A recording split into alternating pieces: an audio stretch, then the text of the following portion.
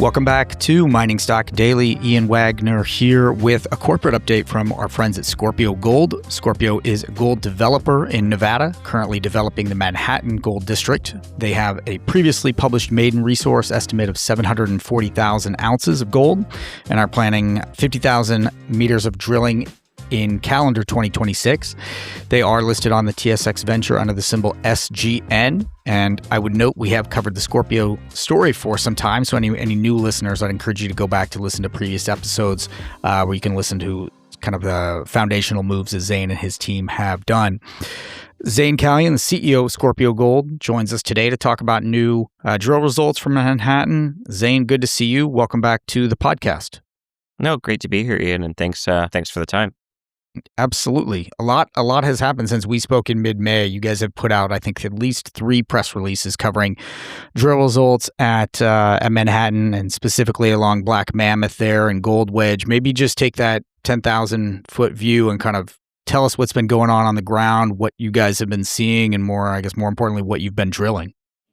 Yeah, so we've been very active since the beginning of the year, and we've been very consistent in putting out results since January, every 2 to 3 weeks, and as you kind of characterize, the last couple of weeks has been even more than that.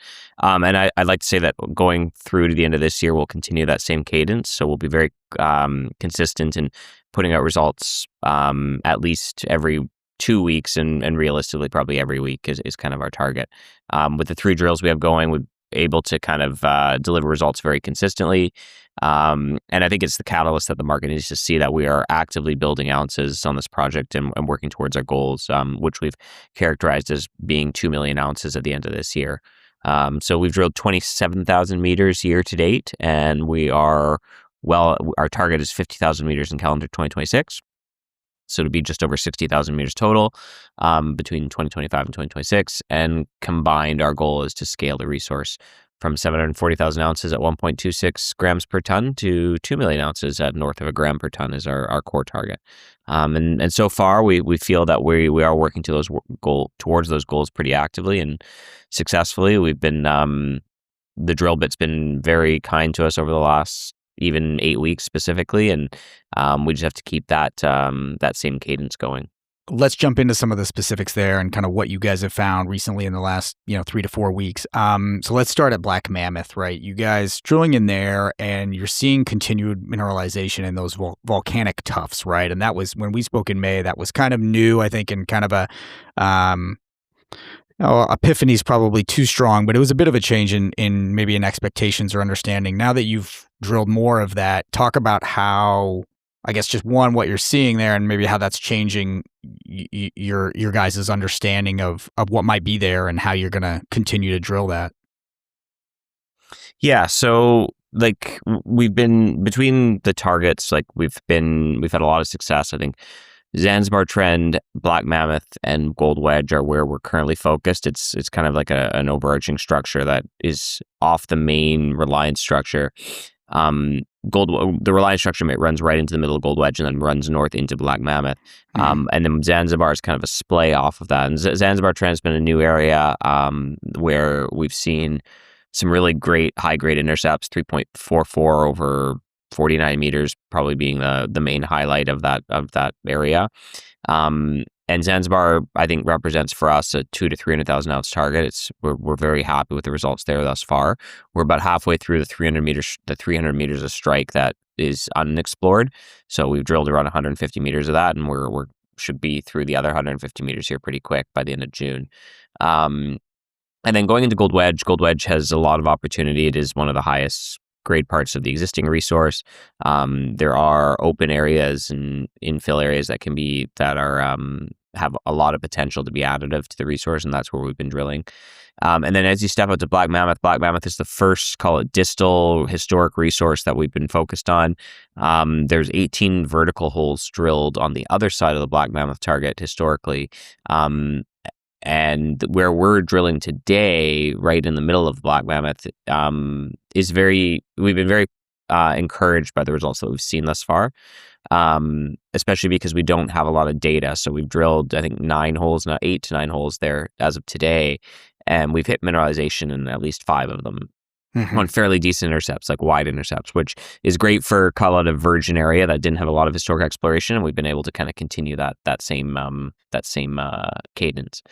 Um, what's even more exciting though is this caldera opportunity. I think more than anything, um, Round Mountain is characterized by low sulfidation epithermal veins.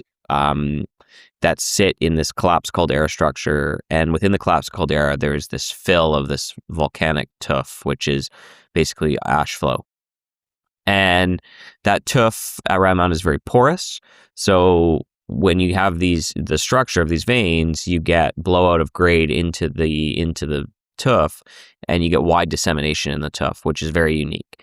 And at Manhattan, so typically around Manhattan, you get like 0.4 to 0.6 of volcanic, so across wide intercepts, and then you'll get blowout of grade within the structures, within the veins. At Manhattan, we've been very fortunate to we have a lot of grade in the veins, and we do get we get some dissemination in the host units, but not really in the volcanics. And really, it's been a lot of the exploration that's been done at Manhattan historically has kind of discounted the volcanic units just because they haven't ever received wider dissemination. As we've gotten farther north and stepping into the caldera margin, the Manhattan caldera margin that is shared with Round Mountain on the other side of it, we've started to see wider dissemination in those volcanic units and more bleed out into the volcanics themselves. And that's what's been very exciting. So I think we're at a place where if we can continue to show and prove up these areas and get a better understanding as to how these volcanic units behave and where they kind of exist. And it appears that the further north we go, the further you get into the caldera, the more that the more of this kind of wider dissemination we're seeing. It does open up a much larger opportunity to see for something much bigger. So this would be a lot bigger on a call it on a bulk tonnage perspective, to build something much closer to based on this Round Mountain style mineralization.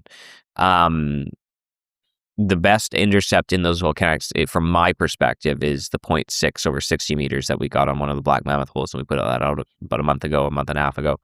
And if we can continue to hit those results like that in those volcanic units, it'll be really exciting about the opportunity to really expand this at scale.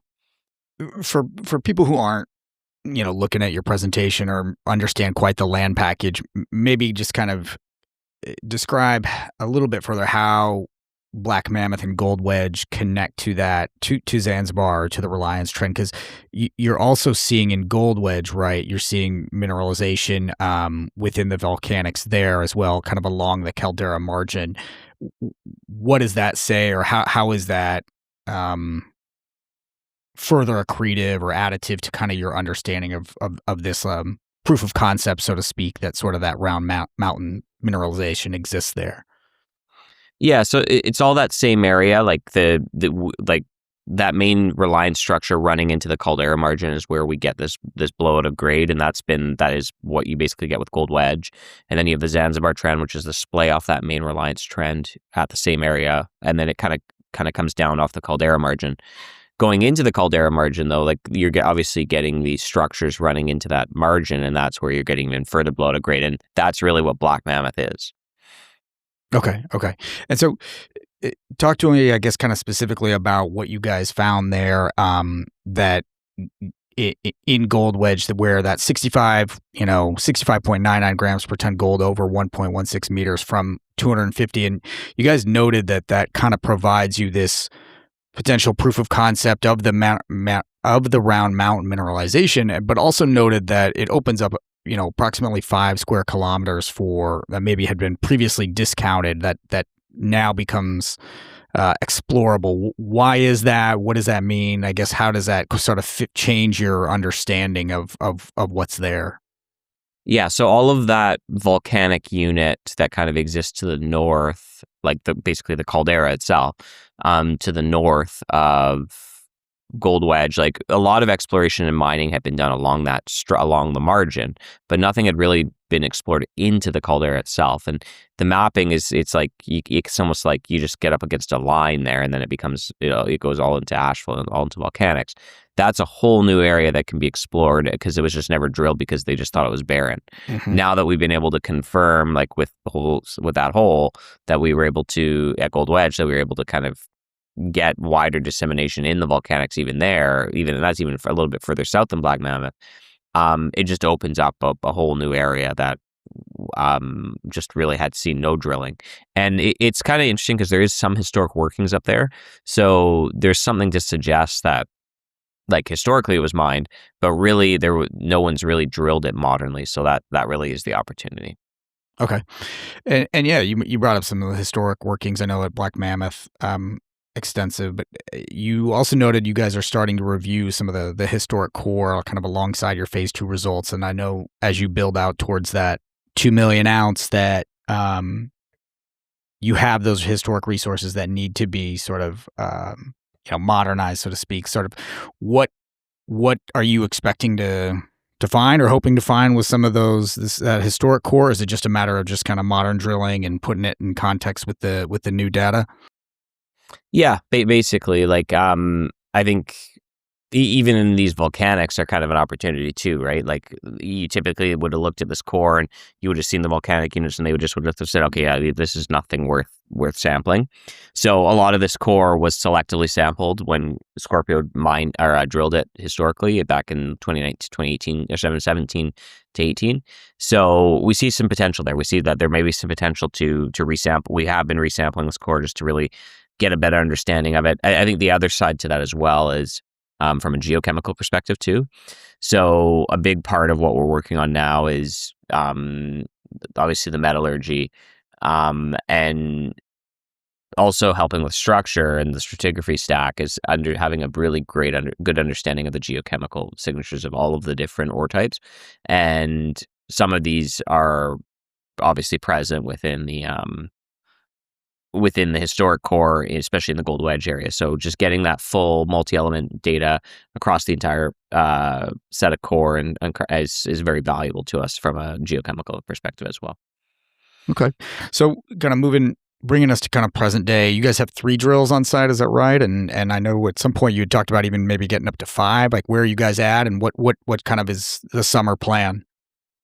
Yeah, so we have 3 drills active right now. We're probably going to continue that. Well, we will continue that through the end of the year and into next year for sure. I'd say that looking to scale beyond those 3 drills is probably looking towards the end of this year. So probably the end of 2026, we're probably going to be looking to at least have a 4th drill going by the end of the year.